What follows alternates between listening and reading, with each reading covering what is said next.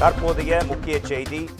வயநாடு நிலச்சரிவு, பிரதமரிடம் அறிக்கை தாக்கல். அறிக்கையை பிரதமர் நரேந்திர மோடியிடம் மத்திய அமைச்சர் ஜார்ஜ் குரியன் சமர்ப்பித்தார்.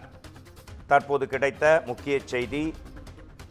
வயநாடு நிலச்சரிவு பாதிப்புகள் மற்றும் மீட்பு பணிகள் தொடர்பான அறிக்கை பிரதமரிடம் சமர்ப்பிக்கப்பட்டிருக்கும் அண்மை செய்தி இது. அறிக்கையை பிரதமர் நரேந்திர மோடியிடம் மத்திய அமைச்சர் ஜார்ஜ் குரியன் சமர்ப்பித்தார். நிலச்சரிவால் பாதிக்கப்பட்ட பகுதிகளை ஆய்வு செய்த பின் ஜார்ஜ் குரியன் இந்த அறிக்கையை தயாரித்து பிரதமரிடம் வழங்கியிருக்கிறார். மத்திய அமைப்புகள் மூலம் மேற்கொள்ளப்பட்டு வரும் மீட்பு பணிகள் மற்றும் நிவாரணப் பணிகள் குறித்தும் இந்த அறிக்கையில் இடம்பெற்றிருக்கின்றன. வயநாடு நிலச்சரிவு பாதிப்புகள் மற்றும் மீட்பு பணிகள் தொடர்பான அறிக்கை பிரதமரிடம் சமர்ப்பிக்கப்பட்டது. கடந்த சில நாட்களுக்கு முன் கேரள மாநிலம் வயநாட்டில் நேரிட்ட நிலச்சரிவில் சிக்கி 300க்கும் மேற்பட்டோர் உயிரிழந்த நிலையில் இது தொடர்பான அறிக்கை தற்போது பிரதமரிடம் தாக்கல் செய்யப்பட்டிருக்கிறது. மத்திய அமைப்புகள் மூலம் மேற்கொள்ளப்பட்டு வரும் மீட்பு பணிகள் மற்றும் நிவாரணப் பணிகள் குறித்தும் இந்த அறிக்கையில் பல்வேறு அம்சங்களும் நிலச்சரிவு தொடர்பான விஷயங்களும் இடம்பெற்றிருக்கின்றன.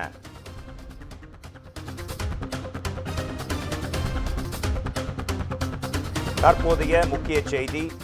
வயநாடு நிலச்சரிவு, பிரதமரிடம் அறிக்கை தாக்கல். அறிக்கையை பிரதமர் நரேந்திர மோடியிடம் மத்திய அமைச்சர் ஜார்ஜ் குரியன் சமர்ப்பித்தார். தற்போது கிடைத்த முக்கிய செய்தி.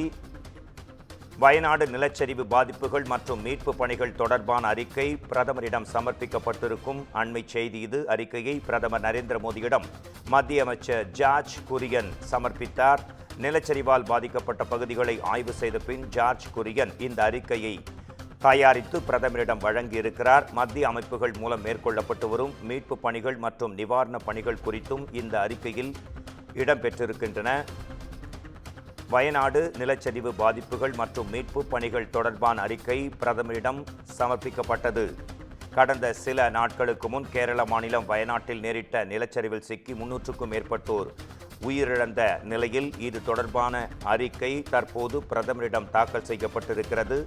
மத்திய அமைப்புகள் மூலம் மேற்கொள்ளப்பட்டு வரும் மீட்பு பணிகள் மற்றும் நிவாரணப் பணிகள் குறித்தும் இந்த அறிக்கையில் பல்வேறு அம்சங்களும் நிலச்சரிவு தொடர்பான விஷயங்களும் இடம்பெற்றிருக்கின்றன.